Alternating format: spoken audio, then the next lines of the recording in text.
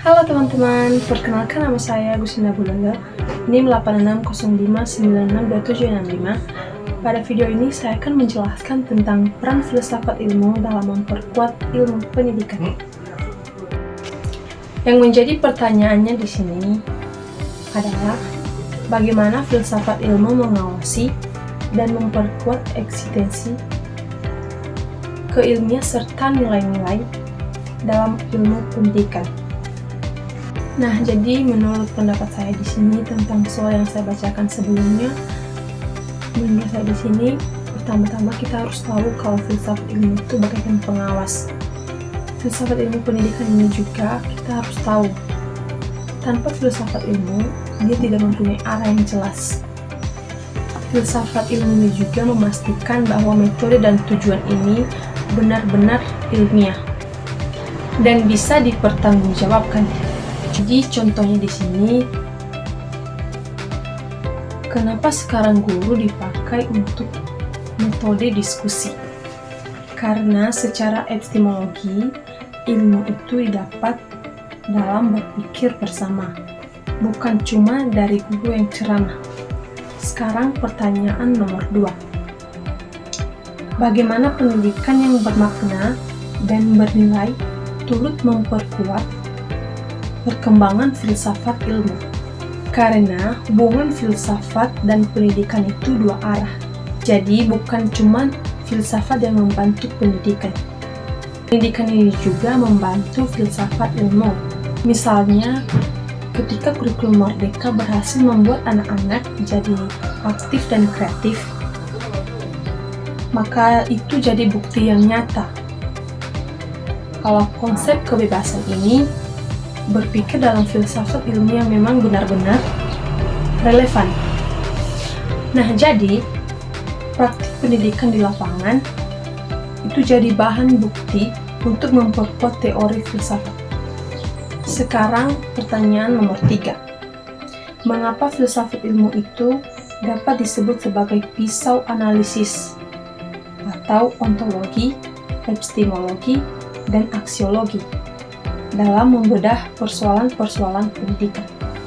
Karena filsafat ilmu itu bisa disebut sebagai pisau analisis karena dia mempunyai 3 alat untuk membedah masalah pendidikan. 3 alat itu yaitu ontologi, epistemologi, aksiologi. Ontologi ini juga digunakan untuk bertanya, apa sebenarnya hakikat dari pendidikan itu? Dan apa tujuannya? Cuman buat kasih ilmu? Atau untuk membuat karakter manusia seutuhnya?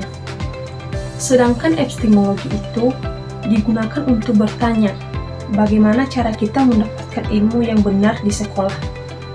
Apakah cukup dari ilmu atau teks saja? Atau lewat praktik langsung? Aksiologi itu juga digunakan untuk bertanya nilai apa yang harus kita lakukan atau tanamkan kepada siswa. Apakah pendidikan hanya untuk cari kerja atau juga untuk membentuk moral yang baik? Nomor 4. Contoh konkret penerapan filsafat ilmu dalam praktik pendidikan, misalnya dalam kebijakan, kurikulum, atau proses pembelajaran. Contoh nyata penerapan filsafat ilmu itu ada di dalam kurikulum Merdeka. Kurikulum ini lahir dari pemikiran filsafat humanisme. Secara aksiologi, tujuannya adalah memanusiakan manusia. Artinya, setiap siswa itu dianggap unik dan punya minat bakat yang berbeda-beda. Makanya sekarang siswa di SD diberikan kebebasan untuk memilih topik sendiri, seperti proyek sesuai minatnya. Maka itu adalah salah satu bukti kalau filsafat ilmu memang diterapkan dalam kebijakan ilmu pendidikan kita.